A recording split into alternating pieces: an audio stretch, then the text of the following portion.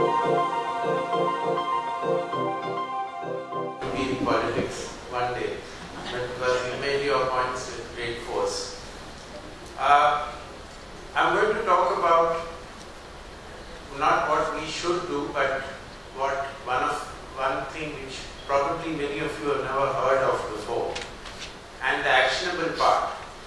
So speaker after speaker have talked about what are the areas which we can engage in CSR. And clearly there are three things which are emerging. One is education, skill development, which Mr. Goyal also spoke about. The second was health, and the third was about employment. So I would say that out of all three, we would all agree that health is top of the line. Because if you are not healthy, you can't be educated well, and if you are not healthy, you can't perform well, you can't be employed well.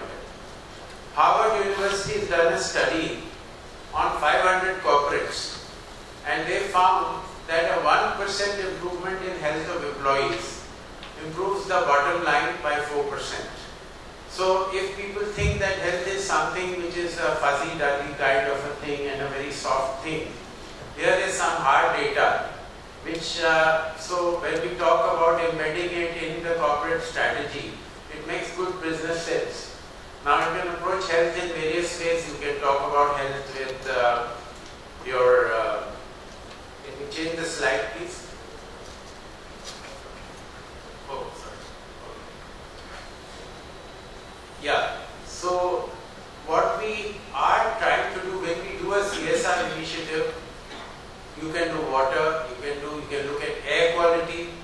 Now, for example, air, we've got all Bisleri water in front of us, and we maybe drink 3 liters of water a day, and we are so careful about the quality of water. Do you know how much air we breathe every day? Does anyone know? 13,000 liters. And we have no control about the kind of air that we breathe. So it's very important. Similarly, there may be sanitation, various things. But what are we trying to do when we are doing a CSR activity? At the end of the day, what is the message that we are giving? We are conveying to the community that we are a part of you and we care for you. I think that is the underlying communication which every company would want to give. And if we can't communicate that, whatever money that you spend, it just goes down the drain. So I would suggest that it also, if you do something good like we talked about Tatas, or we talked about certain, that everybody in Jamshedpur, Mr. Nanda spoke about, that everybody knows in Jamshedpur what Tata stand for. Now, Tatas may not be making the best chemicals or the best salt or anything like that, but if you talk to somebody, Tata has generated trust because they have connected with communities. So even if they don't make the best products, the perception is that they make the best products. So that's how CSR can enhance us. So I would suggest, now I'm going to do, what are we going to choose as a CSR? Now suppose you have a profit and you are supposed to spend 2% on it. Are you sure that you're going to have a profit for the next 10-15 years? If you are choosing education as a prime thrust, then if you are starting a school and you start with class 1, by the time you finish that school, when you really know whether your students have really come up to the mark, it will take 10, 15, 20 years for a school to build up a reputation. You have the money to sustain that kind of a thing. Yes, if you can help the government, like Mr. Goyal has suggested, that's good, that's very good. If you are looking at a medium-term impact, then you look at skill development, you look at vocational training. And if you are looking at a short-term impact, you can look at sanitation, you can look at health, you can look at well-being. So environics can help in various ways. Environics is not a word which you will find in the dictionary. So like the practice itself, it's a word which has been invented by us. Now just quickly, some do you knows. Do you know that 15% of the Earth's surface is affected by natural geological radiations which are called geopathic stress? You Google geopathic stress, you will find about 40-50 websites. There is a lot of research done in Germany, elsewhere. Then number of mobile phones sold, you all know. Now, 100 times the amount of Wi-Fi radiation that we are subjected to has increased 100 times in the last 15 years. If you read a mobile phone manual, there are three things that are said. One is that the recommended talk time in an hour is 6 minutes.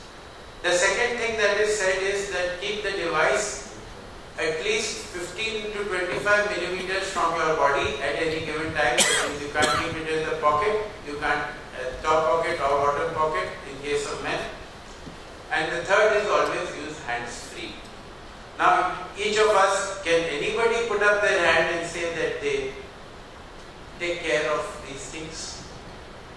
I don't think so. So if we don't do that, then we got to see what we can do. So this represents a major threat to humanity. And whether we are going to wait for the next 20 to 30 years, I don't think this is changing. To like the cigarette industry or like the asbestos industry and say things like there is no substantive proof, there is no conclusive evidence, and then let millions of people get affected, or are we going to do something now? So what are the radiations we are looking at for a healthier corporate or a healthier people community?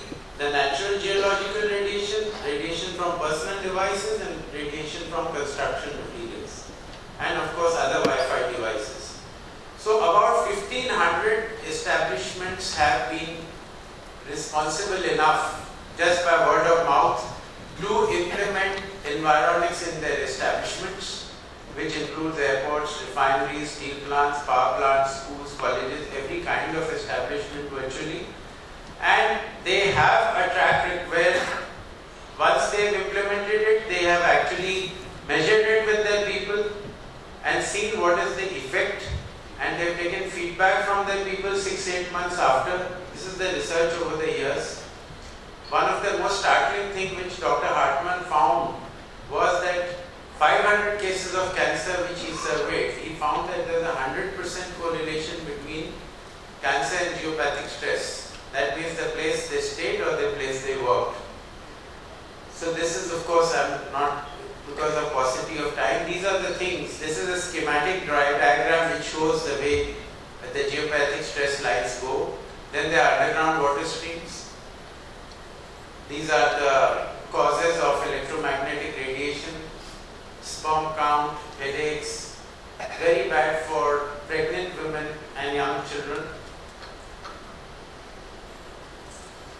We change, we have a chip now. So I'm going to make it, this is just a drawing in a typical office.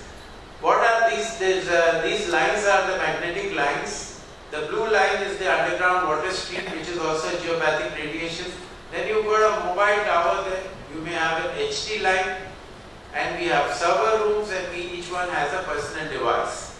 Now, I'm going to call one of you, somebody who considers himself quite strong, to come up here or with your mobile phone. I'm going to show a very small test which all of you will find interesting. Please come, nothing will happen to you. You're not going to get chopped off or anything like that.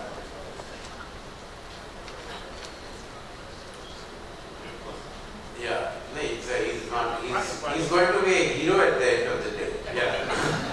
So this is the kind of statistics which you could just come here so that everyone can see you.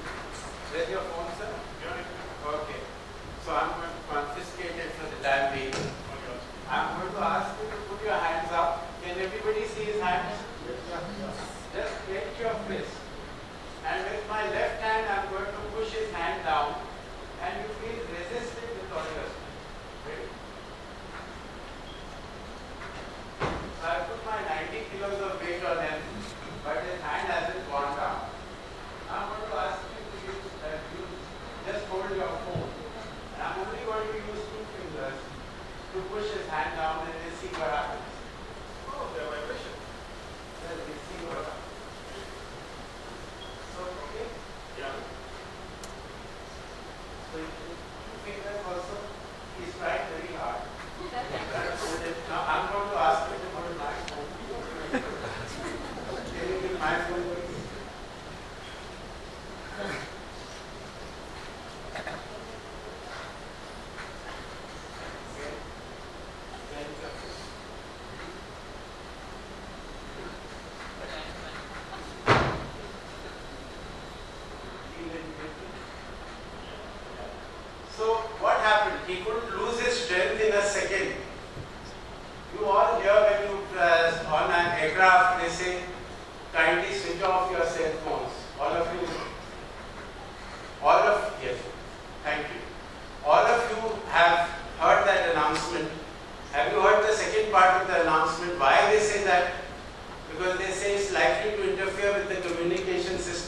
aircraft.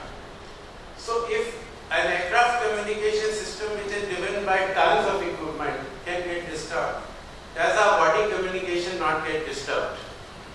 So in the first case, his brain was telling the hand to resist, and the hand resisted.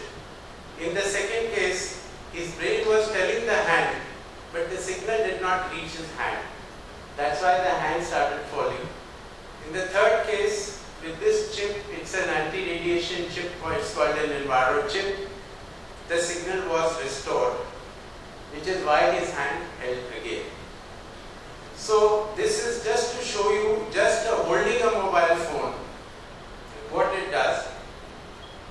What we do as a We Care thing, many organizations for their communities and for their own employees, they do all this, they make their places radiation free by implementing environics and putting these chips on their Wi-Fi devices, and they put these certificates up to affirm that they care for their stakeholders. It helps their image, what they are trying to say.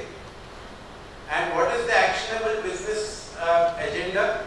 Make all living working spaces in a community radiation friendly, so that you can, Enviro chips can be fixed on mobile phones, you can gift it to people, you can brand it with your company logo, so that it creates interesting conversations. You know, when you put up a hoarding or you put up a newspaper ad, it may cost you 2 lakhs of rupees and 2,000 people see it. Do you know how many people see the back of your mobile phone every day?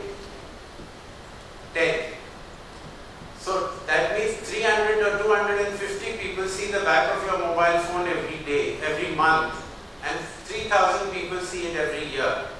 For 300 rupees, you can get 3,000 people to see your brand at 10 paisa instead of 100 rupees per hit. So many ways, whether it is as a CSR or it's an HR agenda, it's a great thing. We don't have to wait like the asbestos industry or the cigarette industry for years. We know, if we know that there is a problem and we can do something for the community, it will be great. Thank you very much.